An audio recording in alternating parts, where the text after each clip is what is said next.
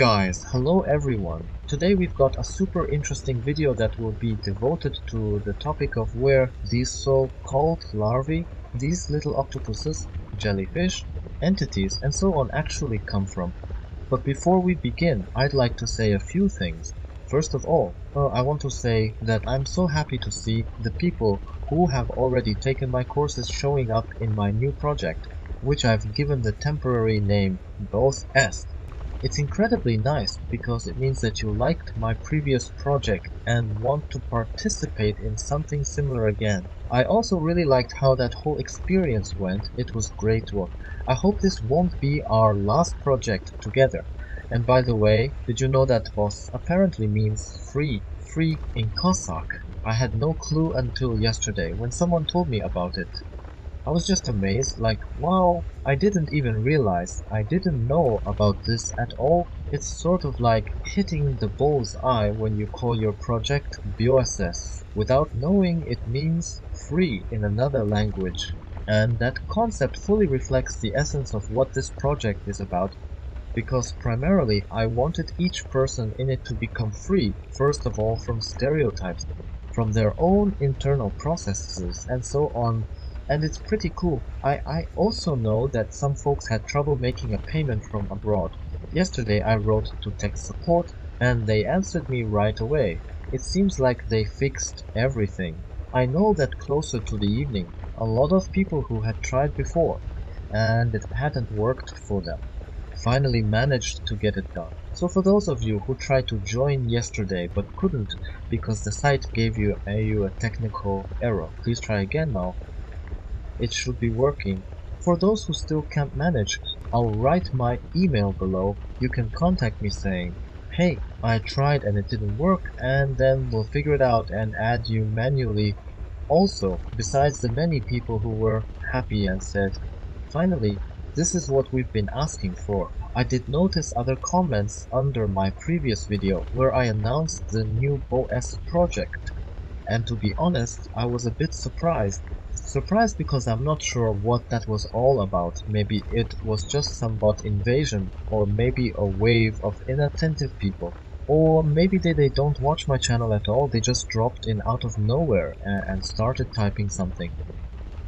Because, people who have been watching my channel for a long time, they're well aware that I launched my very first Disconnect from the Matrix course back in May.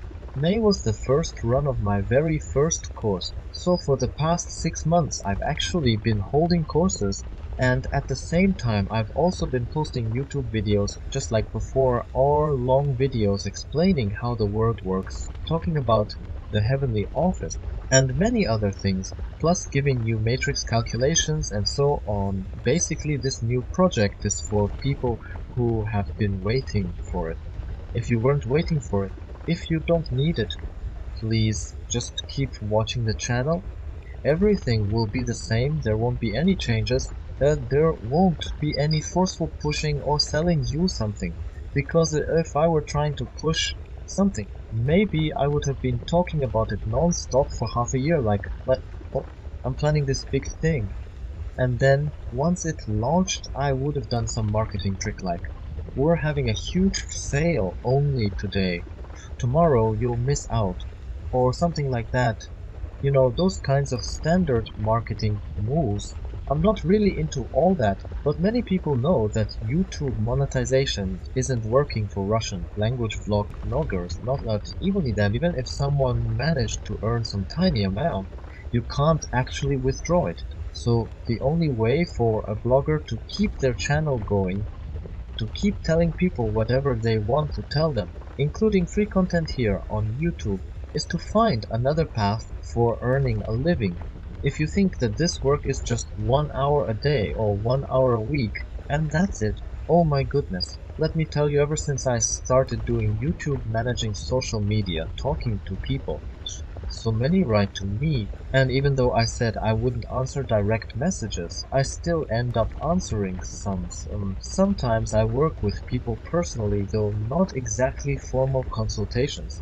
But I am indeed helping some folks one-on-one absolutely free of charge, basically volunteering my time. And trust me, this is real work, a full-time job. I can honestly say that I've never worked this much at any regular job as I do now, managing social media and YouTube.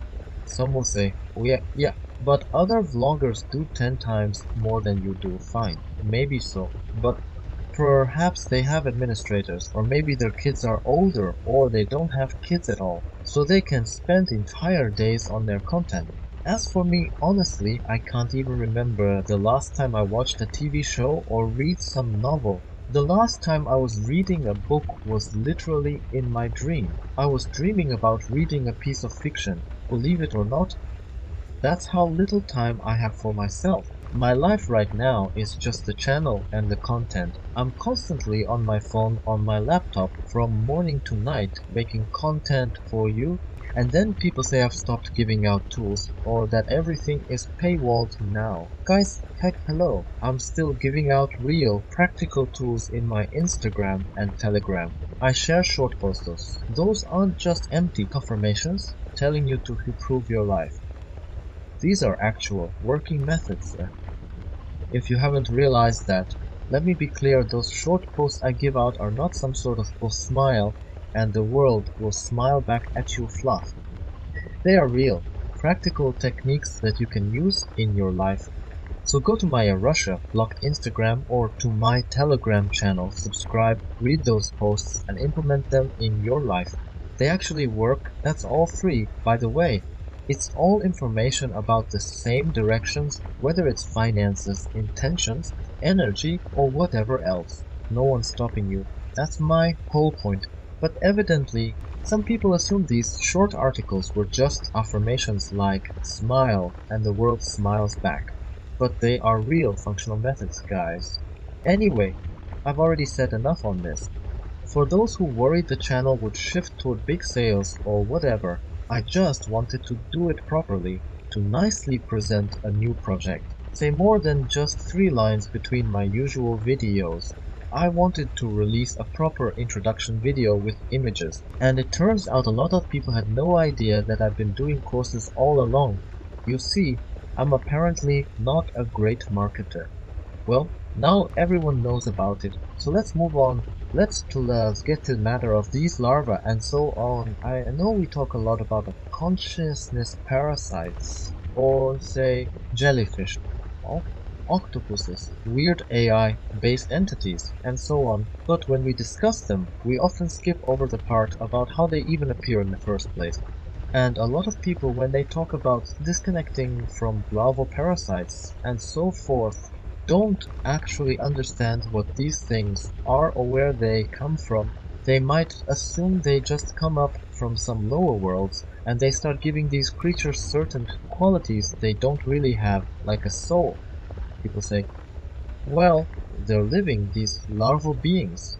It's sea.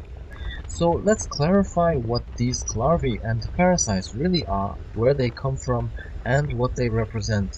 The first thing to understand is who creates them, or where do they originate.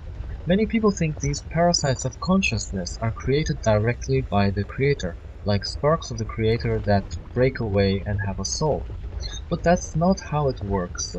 I've mentioned a few times that these entities do not have a soul. They are basically the same as a robot vacuum cleaner. It's made by a person. The vacuum cleaner isn't alive, right? Of course, you can create them unintentionally. And we'll talk about that later. But let's address this question, who's making them on purpose? The truth is, anyone can theoretically make a larva-like construction, a fairly simple artificial intelligence-based entity with a limited set of programmed behaviors. Any average person with some capacity to work with energy could create one. Because lead, what is a regular larva? It's basically a piece of structured energy encoded with a specific intention, so it's got something like a rudimentary AI. Then it either feeds directly from its maker, meaning from the energy of the person who created it, or it feeds off somebody else. It's not autonomous. It doesn't have a soul, because if it did, it wouldn't need to recharge anywhere. A larva can't produce its own energy, just like a robot vacuum cleaner can't run without a battery or being plugged in from time to time. It needs a recharge, and it can carry energy like a battery for someone else as well. So any larva is essentially a basic AI like a vacuum cleaner with a set of functions or algorithms it follows, and usually it's created consciously by, let's say, homage. More complex entities can be created through magic. A simple example is the typical love spell. Of course, not all love spells do this, but most revolve around attaching a particular entity that starts feeding on the target. On top of that, it manipulates the target's consciousness, injecting particular feelings or thoughts. We talked about that in my earliest videos on energetic attachments. So a love spell might be, listen, you need to love so, and the larva injects that feeling into the target's field, making them suddenly think they're madly in love. If you didn't know, that rarely ends well. The outcome is usually drinking, violence, or depression. There are only three endings to that scenario, no fourth possible. Anyway, another example of artificially created AI-based attachments are curses for illness or harm. Some of these advanced curses involve a coded piece of energy with an actual AI layer. Basically a mini entity that's designed to feed on a person and cause certain things to happen. It's all still just coded energy, but it may have more complex logic. If you've seen my video on illnesses, you'll recall I said that any illness is basically energy that's been encoded to behave in a particular way. But those simpler energies don't necessarily have an AI element. Meanwhile, more complex curses do involve those larvae or artificially intelligent attachments that can manipulate someone's consciousness. Because if you've been watching my channel, you know that magic basically runs the world. They may say, well, magic isn't real. Everything is purely scientific. But in reality, it's not that simple. We see all sorts of weird stuff happening at research centers, places with a lot of hush experiments, and so on. Sometimes it's so creepy it gives you goosebumps. Anyone who understands what I'm talking about. So basically, magic is used for all sorts of hush rituals to control people. It's about suppressing free will, the same kind of practice you see with voodoo or other traditions.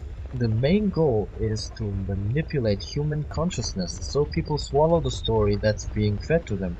And if we talk about doing that on a worldwide scale, obviously there are many mages out there with different levels of knowledge. It's no coincidence that people who disconnect from all these attachments and illusions can feel and see what's going on, especially during certain magical holidays, when it's like these portals open up everywhere and all sorts of entities come pouring in from every crack. It's wild. And you might wonder, why is all this happening? Well, it's quite simple. Because a whole crowd of these mages, including groups like the Freemasons, plus a bunch of other organizations in all sorts of ranks, are performing rituals, harnessing energy, shaping it, and so on. They collect energy from people at big events, from anything that triggers big emotional reactions. Then they take that energy which they harvested from us, the masses, and use it for their own magical workings. Especially on dates with strong matrix significance, they spin and encode that energy, turning it into these entities that they then release into the world to influence us in the ways that they want. That's basically the straightforward scheme they use to keep the entire world in check. It's a simple two-step plan, nothing that complicated.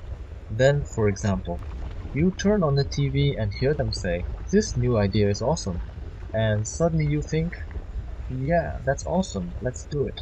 Why? Because the entity attached to you has that algorithm built in. The mage who created it intended for it to push that idea. So it's basically an extension of that mage's will. It's not alive or conscious in the way you might assume. It's not cute little animal with a soul. It's just carefully coded energy. It's basically a curse, a magical device with a built-in instruction set, giving it the illusion of intelligence.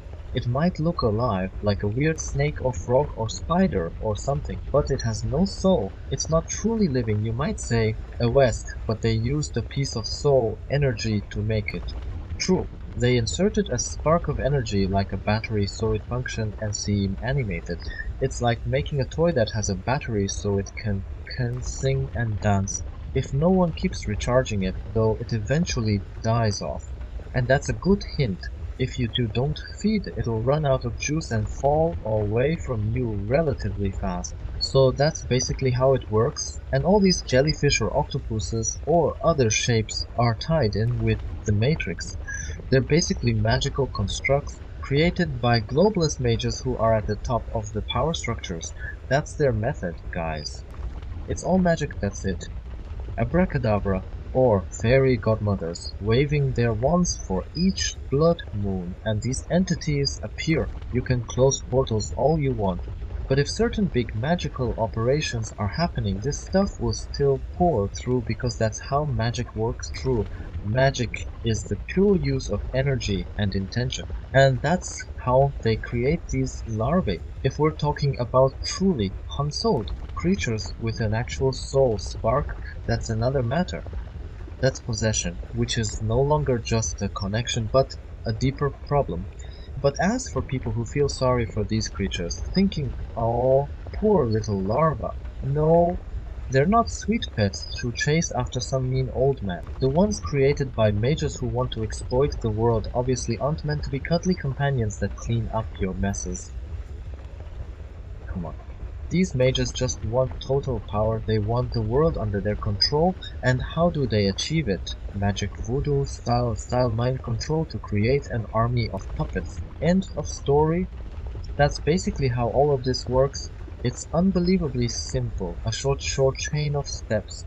Meanwhile, they'll tell you it's all super complicated, that you wouldn't understand. But no, it's not really that complicated. So guys, I hope this explanation helped you understand what these larvae are, how they're created, and why they exist. Many of you might already have known some of this, but for others, it may fill in a few gaps. And yes, sometimes people do wonder whether these things have souls, and I hope I've clarified that they do not. They might look alive, but they're essentially coded energy programmed to operate under specific algorithms. There can be more advanced larval entities, practically like high-level AI, which can do a lot more. Creating such a super larva requires a big investment of energy, of bigger resources. Mages, especially those who understand how to manipulate energy on a large scale, may produce them for some very specific purposes.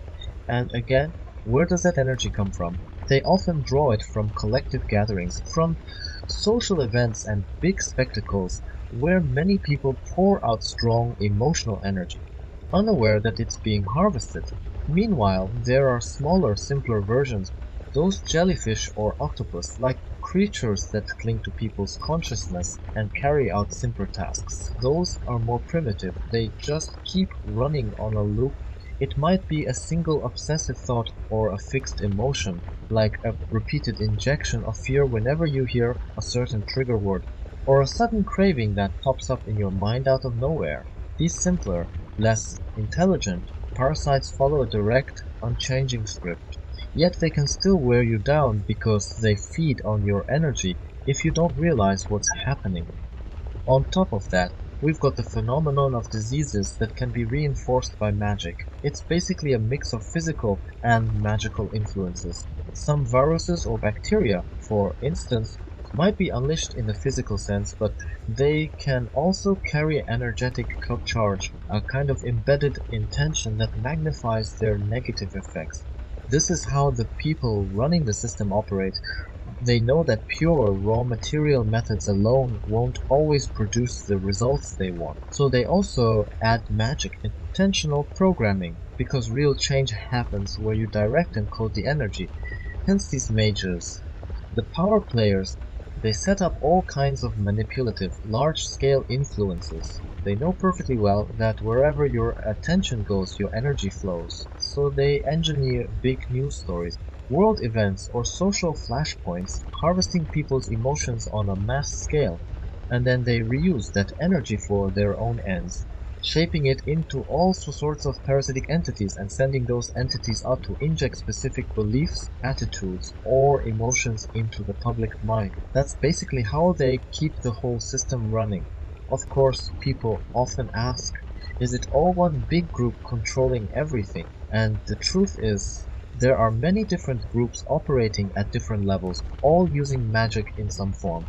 Some work directly with raw energy purely through their own intention, while others work through intermediaries. They serve certain astral beings or power sources. There's no single unified approach, but the common thread is that they all want greater power and control. Anyway, I hope that by now you see the basic chain of how these larvae and artificial intelligence parasites come into being. They're a magical construct encoded with a sort of script that manipulates human consciousness. That's it. So there's no need to see them as living creatures you should feel sorry for. They're more like programmed tools.